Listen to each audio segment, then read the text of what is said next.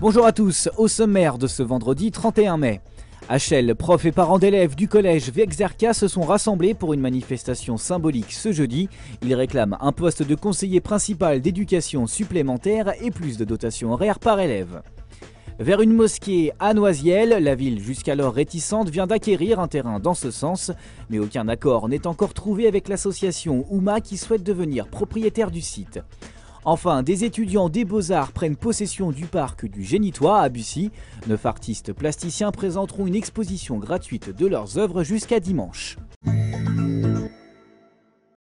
On commence ce journal avec la mobilisation des surveillants de la prison de Meaux-Choconin tôt ce vendredi. Le personnel a bloqué l'accès à la prison durant plusieurs heures pour dénoncer la recrudescence des agressions, la surpopulation pénale et le manque de moyens. La police a finalement délogé le mouvement vers 9 h du matin. Le 77 mauvais élèves du chômage en Île-de-France, le département a enregistré la plus forte hausse de demandeurs d'emploi dans la région depuis un an, soit 14,1% d'inscrits supplémentaires pour la catégorie A du Pôle emploi. A noter également la montée du chômage chez les moins de 25 ans, plus 2,4% de demandeurs pour le mois d'avril. Toutes catégories confondues, plus de 84 000 Seine-et-Marnais sont à la recherche d'un emploi. La pluie n'a pas démotivé les militants de Chelles. Jeudi après-midi, parents d'élèves et professeurs du collège Vexerca ont déployé une grande banderole pour demander plus de moyens. L'établissement accueille chaque année plus d'élèves, 732 en 2012, 745 sont attendus pour la rentrée. Pourtant, la dotation horaire attribuée serait en baisse et aucun nouveau poste de CPE prévu. Un CPE pour 745, c'est impossible de faire un travail de suivi qui soit vraiment correct d'un point de vue éducatif. Donc du coup, on gère beaucoup d'urgences, beaucoup d'encadrement parce qu'il faut que la sécurité soit assurée. Et puis tout ce qui est purement éducatif, plus pédagogique ou plus socio-éducatif, ça passe plus facilement à la trace parce que il faut assurer la sécurité et l'encadrement des élèves. Les syndicats d'enseignants dénoncent aussi une certaine inégalité géographique. D'après eux, plus de moyens seraient attribués aux autres départements de l'Académie de Créteil. En Seine-Saint-Denis et en Val-de-Marne, on a un CPE pour 500 élèves. En Seine-et-Marne, on a un CPE pour 600 élèves dans au moins 23 établissements de notre département. Ça fait environ 20% des établissements. L'action était surtout symbolique. Des démarches concrètes ont déjà été menées, courriers et audiences à l'Académie et au rectorat, plusieurs motions au conseil d'administration, pétitions, des demandes rejetées par la rectrice. L'argument, aucun établissement de Seine-et-Marne de moins de 750 élèves n'a plus d'un CPE. Interpellé sur le sujet lors de son rapide passage, le député socialiste Aymeric Breillet s'est voulu rassurant. Moi, dans mon rôle de député, j'ai alerté le ministre. Et je me contente rarement d'alerter. À la rentrée 2013, l'établissement devrait compter une classe de 5e supplémentaire, mais le nombre de professeurs resterait le même.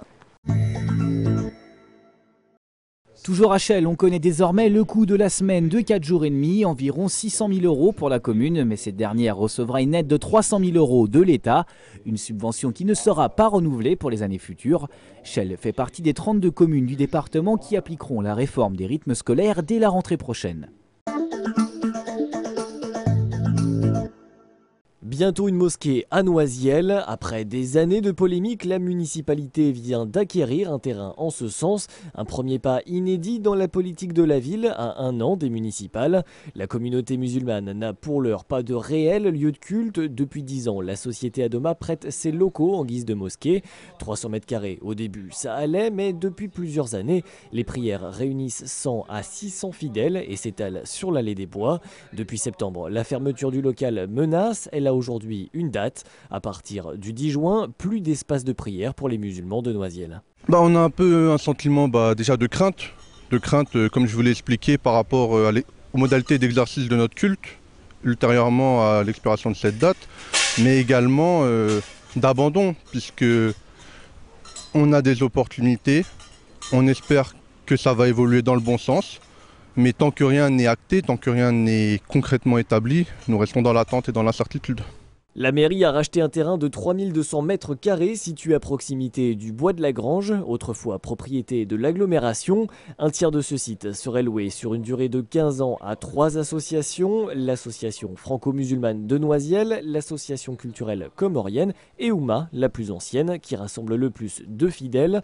Ces 3 organismes devraient se partager le bail, les frais de construction et surtout de mise aux normes du terrain. Selon les associations, la facture s'élèverait à 300 000 €. 2 d'entre elles se disent résignées et pensent à adopter cette proposition. Mais à ce prix-là, Ouma entend bien devenir propriétaire. Nous, on a les moyens de financer le projet, que ce soit de manière définitive ou de manière temporaire. Sachant que ce terrain-là, à Noisiel, si l'on peut faire une étude, c'est le terrain le plus adéquat pour accueillir cette activité. Donc c'est pour ça que je pense qu'il faut se pencher plus sur un aspect définitif plutôt qu'un aspect temporaire. Une réunion rassemblant les acteurs du dossier se tiendra en mairie le jeudi 6 juin.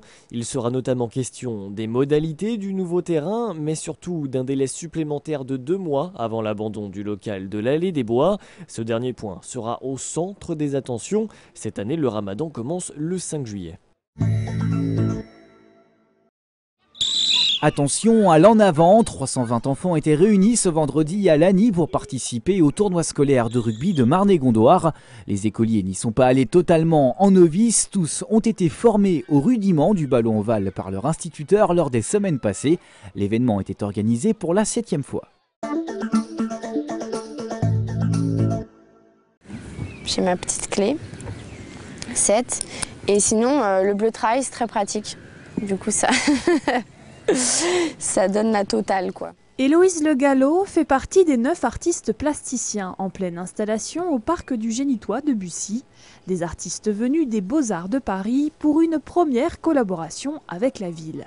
Et une fois que leur idée a germé, la phase de réalisation, c'est donc beaucoup de bricolage. J'ai utilisé du bambou, simplement assemblé avec de la ficelle et du cellophane pour lui donner voilà, un effet un peu cristal et pour laisser passer la lumière, quoi. Il flotte l'hôtel des oiseaux et il est à l'image de la plupart des réalisations zen, un peu comme le parc. La chaise haute Mute a, elle, déjà marqué les esprits. En discutant avec les gens qui se baladent, ce que je fais depuis hier, je réalise que la plupart me disent qu'en effet ils viennent ici pour méditer par exemple. Et j'avais bien envie de créer une pièce qui fasse appel à ça, c'est-à-dire quelque chose en rapport avec l'horizon, avec la contemplation. Des œuvres à découvrir tout le week-end, pendant lequel les artistes se feront les guides, une expo éphémère à ne pas manquer. Ne zappez pas, tout de suite retrouvé sur la route 77. Laure et Véro sont partis à la rencontre des automobilistes du secteur en stop. Échauffement du pouce vivement conseillé. Allez, faut y retourner là. Ouais, c'est parti.